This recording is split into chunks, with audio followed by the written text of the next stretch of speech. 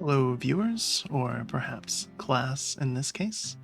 JD Grosswitz here, lead singer and streaming talent of Malignant Bear, and today we're coming at you with something very different than our usual content. At the time of recording this and posting it, it is currently Pride Month, and to celebrate that, our month has been dominated by reading a visual novel, Please Be Happy.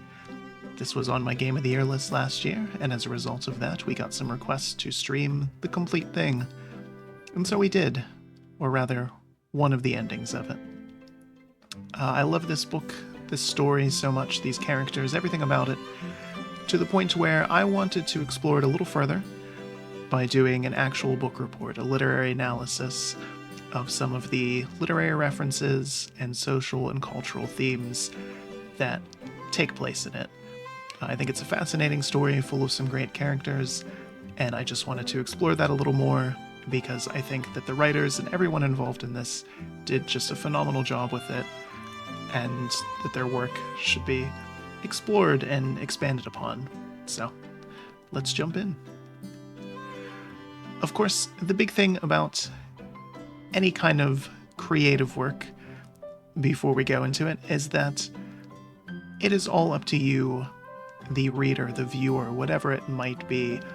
Art is subjective. Even if the creator has specific things in mind that they want you to get out of something, what you actually take out of it can be something completely different. So, this is just what I gathered from it. So then, this book report, this review, is going to have full spoilers after this slide. So, if you're coming from having watched our stream, we only did one route of the game, Aspen's in particular. We are going to be talking about Juliet's, which I did not stream. I would highly encourage you to play it. I think Juliet's route is absolutely fantastic. She's a wonderful character, definitely worth getting into. But that one, as I mentioned in the streams, is a much heavier route in terms of topics and themes, and is best explored on your own, at your own pace. But I wanted to read between the lines a little bit of the entire story, so again, full spoilers after this. Obviously, there's tons of literary references, and that makes sense for Please Be Happy. The love interests are, of course, a librarian and an aspiring author. Aspen, said author, recommends 3 very particular books, or books in a poem, to Miho when she's starting out her work in the library to give to patrons. Miho, of course, is ironically illiterate when it comes to the story. She learns as she goes on, but so she can't pick up on the importance of these themes. There's a lot of really good side characters, and they help reinforce the plot, or draw from their own literary works, or reinforce the references and themes that are already there. Obviously, a big thing with any sort of literary work is that stories are something that we leave behind in the world. They are a mark that we leave on everyone around us once we're gone, and the game touches on that quite a bit, deals with what happens after people die, after they pass on, especially interesting in a world where some characters are immortal. And of course, Wellington itself, the city where this game takes place, Wellington is well known for its writers and its cafe culture, something that are very closely intertwined. It is a very deliberate setting in this game, and we'll talk about that a little bit more as well. But of course, there's a lot of social and cultural themes as well. Obviously, this is a Yuri or sapphic visual novel, so plenty of LGBTQ+ themes or queer themes in the game. A big one in the game, regardless of route, is family. Miho and other characters experience quite a bit of growing up. There's a lot of regret and loss and shame.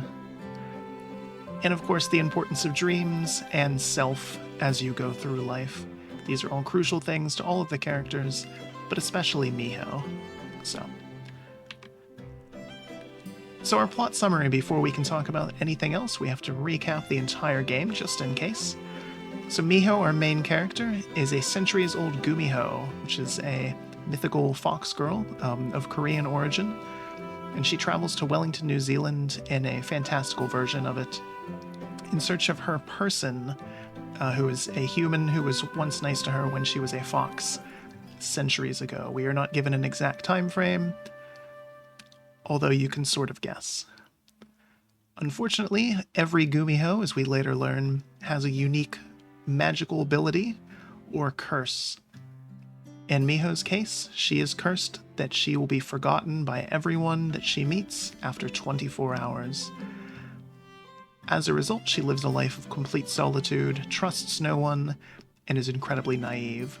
She steals and sneaks around and does everything like that in an attempt to survive as she goes through the world. She has never made any real connections. She is just traveling everywhere she can in search of the one human who was nice to her. In Wellington, she meets Aspen and Juliet, and they actually end up remembering her and they want to help her.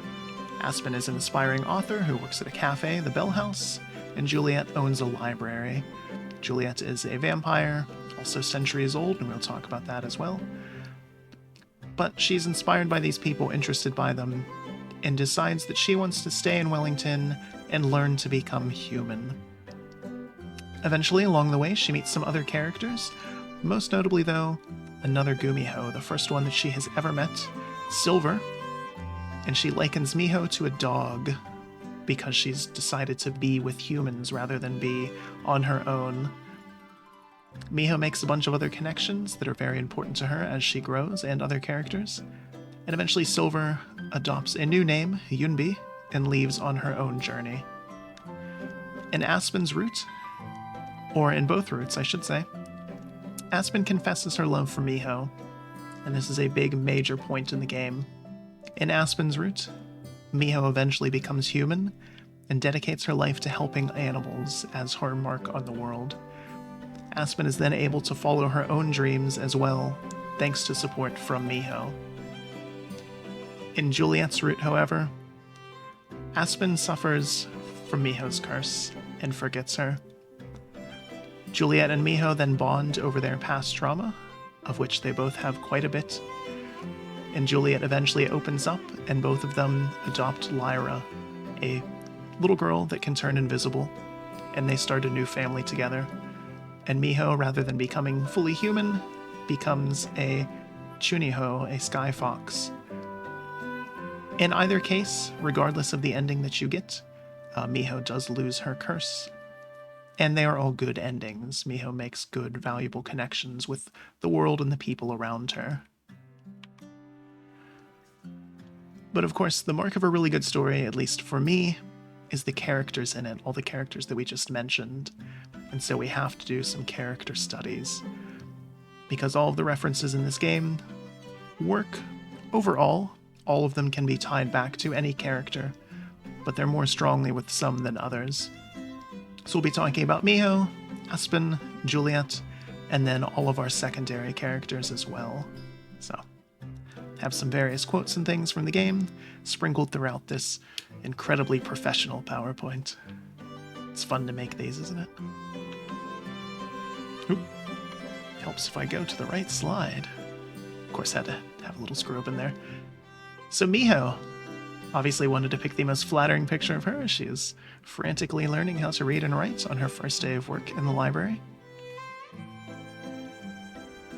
As the main character, Miho is perhaps the easiest to suss out. One of the books that Aspen recommends is Peter Pan. Fairly obvious in terms of how this one works and goes. Miho, when we first meet her, is childish, naive. She runs away from her problems, and she is ageless, immortal, just like Peter Pan. And in fact, we learn from Juliet's route, Miho is truly immortal, in a way that no other character is. The other fabled come from the underworld, and if they choose to, they can return there, where they will eventually age and die, because of how the magic of the underworld works. Miho has no such restrictions. So even if she was to live there, with Juliet, for example, Juliet would eventually die. Miho will not. She has some interesting endings, though, as her story progresses, where she deviates from Peter Pan a little bit. As we'll see, all of the characters in this, they draw literary references, but they're restructurings of them, retellings of them, better endings of them, might be a nicer way to put it. In the case of Miho, if she goes with Aspen, she can leave Neverland. She becomes human, she grows up, she experiences normal things, she gets her Wendy darling in the real world. With Juliet's ending, when she becomes the Sky Fox, she stays immortal. She brings Juliet along with her to Neverland, metaphorically speaking, where they will live forever. Either way, it is a good ending for her, unlike the sad endings of Peter Pan. A lot of people only know the Disney movie, or, the one with Robin Williams. Silly, lighthearted, and fun. The original book is a little depressing, though. In terms of social themes, though, we get some very interesting ones here. There is a fairly well-known thing in the LGBTQ+ community of lost youth or uncommon growth points, especially as people come out or transition later in life. They might not have had the standard cliched adolescent experience, and as a result, experience lost youth. Miho experiences that as well, not just as a lesbian woman in this world, but as someone who never grew up. She has a lot of first-time experiences that are common to most other people, but because of how she has lived, completely gone for her. She's experienced isolation rather than forming connections. Again, something fairly common among LGBTQ youth, unfortunately, especially in certain countries and communities that are afraid to come out or transition. But she experiences positive growth as well, most notably through found family. She picks up on the fact that other people care about her, want to be around her, and she is able to grow and expand because of that. And of course, most other themes tie back to her as well. Again, Miho is the main character. We see her thoughts. We experience the world through her. But there's others too. Aspen, of course, tells us exactly who she is. Willows whiten, aspen shiver, the sunbeam showers break and quiver, in the stream that runneth ever, by the island in the river, flowing down to Camelot. Aspen Benoit is the Lady of Shalott. The beautiful poem by Alfred Lord Tennyson, perhaps most well known as a series of paintings that came out after the fact. The Lady of Shalott, though, is considered by many to be a feminist work, oddly enough. The Lady of Shalott, she is cursed to remain in a tower, forever working, and she sees everyone going to Camelot, mythical Camelot. And one day she sees Sir Lancelot riding along, and decides she is interested in that, and risks everything, leaves her tower to follow him, and dies in the attempt. A lot of people view it as a story of female empowerment or sexual awakening, and Aspen is no different. She risks everything that she has to admit her love to Miho. And of course, we had to include the other famous Alfred Lord Tennyson quote, "Better to have loved and lost than never loved at all." In Aspen's route, she experiences a very good end. She winds up with Miho. Everything works out very well for her. She's able to follow her dreams with the support of Miho. She does not experience the curse. In Juliet's route, however, it is very different. When Miho decides that she is not interested in returning Aspen's affection, she is perhaps not as motivated to chase after her when the bus breaks down, and as a result, 24 hours pass, and Aspen forgets Miho. It is an absolute gut punch at the start of that route, an incredibly powerful moment, and a very interesting one into how the characters deal with that. Obviously, Aspen still remembers her years-long relationship and friendship with Juliet, but Miho, not so much. So she truly becomes the Lady of Shalott and suffers a metaphorical death in that case. And through her, we see the themes of masking and escapism. Again, common among LGBTQ youth, that they often hide who they are, escape into fantasy worlds. Aspen absolutely says that she does that, which is fascinating. Obviously, in this world, it seems it's a lot more tolerant in terms of everyone accepting the fabled and everything like that, so I'm hoping that it's more tolerant towards her as well. But even if it is, coming to grips with yourself is a very different thing, so she still exhibits those themes. She defers her own dreams, in a way. She struggles with the fact that she wants to be a writer, isn't getting published, and as a result has to make some changes to her novel that are not what she wants to do. Or she has to make the decision whether or not to work at the Bell House later on as well. In the end, she follows her heart, and things seem to work out for her very well in either route. More so in hers, though. And finally, of the main cast, that leaves us with Juliet, and of course, only one book. Juliet is best represented by Wuthering Heights. At the time it was published, it was a very divisive novel. Nowadays, it is recognized as one of the masterpieces of the English language. Juliet, in this case, is a revisiting of Heathcliff. Heathcliff, in the novel Wuthering Heights, for those who haven't read it, is a troubled youth who is adopted by a rich family and falls in love with their daughter Catherine. However, because he is of low birth, Catherine cannot marry him. They have a rather awkward relationship, and Catherine dies. Heathcliff decides that because he cannot be with Catherine, he would rather be haunted by her ghost for all time. As a result, he becomes a terrible person. As has been mentioned, the book is full of terrible characters, but so beautiful in a way. Heathcliff is haunted, though, and does terrible things. He has a daughter of his own, and forces her into an almost incestuous relationship with her cousin. I guess it is incestuous in that case. In an attempt to get revenge on the family that wronged him. He is a terrible person, dies isolated and alone, but eventually reunites with Catherine. Juliet does that sort of in reverse. She has a troubled youth, as we learn from her past. There is some hints as to just how terrible it was. We learn that she was a human that ran away from something to the point where she threw herself off the edge of the world to kill herself. Woke up in the underworld and was turned into a vampire, and then changed, just like Heathcliff did.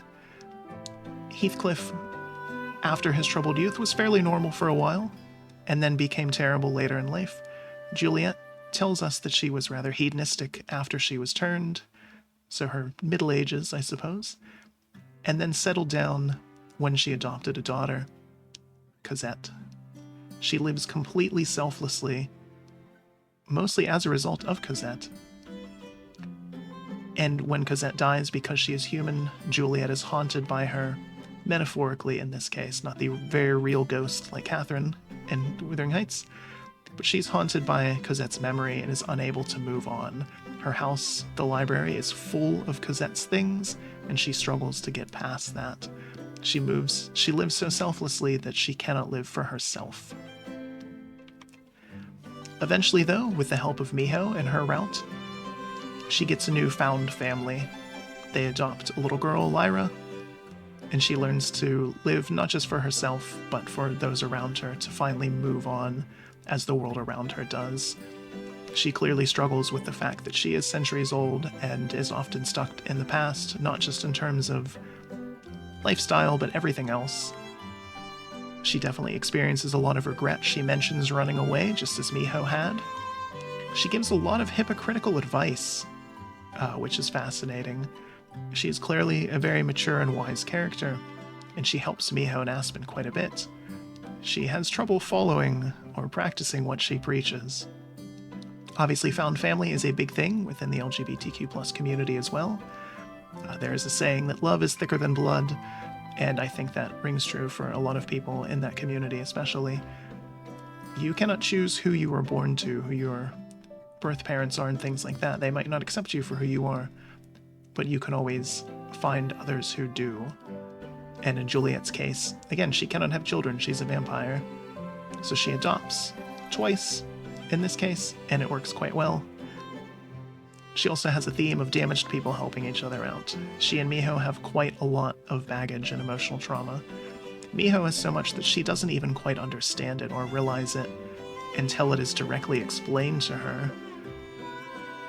And Juliet can help her with that. But they have to help each other. Next up is Yunbi, or Silver. Of course, the other Gumiho is a foil to Miho, or perhaps you can see her as Miho on another path or timeline. She's very violent and untrusting. She needs help, but is absolutely reluctant to take it. She comes around when she sees Miho succeed and grow, and she decides to move on, both figuratively and literally. She wants to experience the same growth that Miho has because she recognizes that it is good for her. It takes her a long time, though. She is not as old as Miho and Juliet, but you get hints that she's up there. Alternatively, and I debated whether or not to even put this in, the world of Please Be Happy seems to be very progressive and open and accepting. So it is possible, even within that though, that you could view Yunbi as a bigot. She is against what she sees Miho doing, not just becoming human, but her love for either Juliet or Aspen, depending on which route you go. But she has a change of heart, thankfully. She's against Miho and what she's doing until she truly understands that Miho is happy and thriving, and she decides to struggle upstream as well. So, one of my favorite lines in the game is just her one-word answer to when she explains what her magic is. She can see the color of emotions in other people, and she recoils at the name Silver, and we learn it's because it signifies shame. Next up, more side characters with less screen time. Lena and Cyrus, some of my favorites. Lena and Cyrus, Lena in particular, are all about breaking norms and expectations. They do it at least twice, in a couple big ways. Lena is the absolutely outgoing and courageous one. She takes the lead in pursuing Cyrus, and she even takes the traditional male role in Swan Lake, which is ironic in and of itself because she is performing in a play because she didn't want to do the ballet. In the end, though, they break the norm again in that Cyrus finally does the very cliched and traditional male role of asking her out. Lena always wants to do things in her own way, not her parents' way, even if she gets the same result in the end. Again, she still ends up doing Swan Lake. But she knows to ask for help as well and has a good support network of friends and family around her. They just have a very nice and wholesome relationship. And it's interesting to see her as someone who is so motivated and driven when Miho wasn't for so much of her life. And I think seeing that is one of the things that kind of helps Miho along, as we see with some of these other characters as well. This one was one of my favorites and most interesting. Cello, Pippa, and Armand are Wellington. They are setting. One of the most valuable lessons I've learned from living at the library is that it's important to feel like you belong somewhere. These minor characters that show up fairly late in the game and disappear not long after serve to remind Miho that sometimes where you are, Wellington in her case, is important. A place is more than a location. It is the people and things that make it home and give it connection to you. In addition to that, it is okay to ask for help to broaden your horizons and connect with other people. Again, Wellington is a very deliberate choice in this case. It is an incredibly isolated city in an isolated country.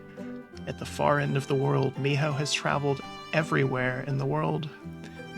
It's kind of hinted that Wellington is one of the last places she's thought to go. And she finds herself at the end of the world because she finally realizes that she can connect with other people. Cuba Street and the Bell House and the library are nothing without Aspen and Juliet and the others that make it a home and a place to be for her. And I think that is a good lesson to take home for everyone, no matter where you might be. Last but not least, Mr. Kim and Tommy.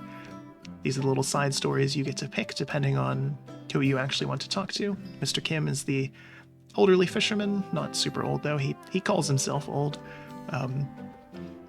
And he deals with the importance of dreams. That it's good to live for yourself but still help others, give them respect, and that it's important to have connection to the past as well. Obviously, Mr. Kim is kind of a riff on The Old Man and the Sea. Perhaps much more exciting than Hemingway ever was, though. And Tommy and his family, Tommy, his parents are getting divorced, and he is struggling with that. From him, we learn more about the importance of family. That is a major theme in the game.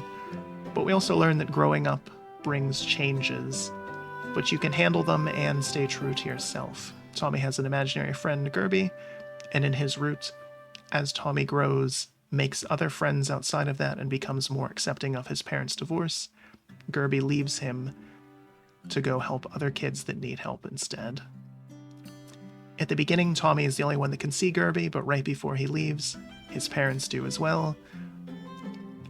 And it's, again, to symbolize that he has finally grown up and become accepting, and he can handle change with the support of others around him. And that's it. That is our book report. I think this game did a fantastic job weaving together all of these literary themes and stories, especially Wuthering Heights. It is bold to use that as a reference. It is skillful to have pulled it off. And in general, again, just great characters, great story, great soundtrack. Of course, we're listening to my favorite song looped through the background of this. Juliet's theme. But all these different lines and connections and scenes and everything that help make you take a step back, think about your own life, even if maybe you don't have some of the same experiences as the characters in this game, or where they live, or anything like that. These are general enough themes, and it's written well enough to draw you in.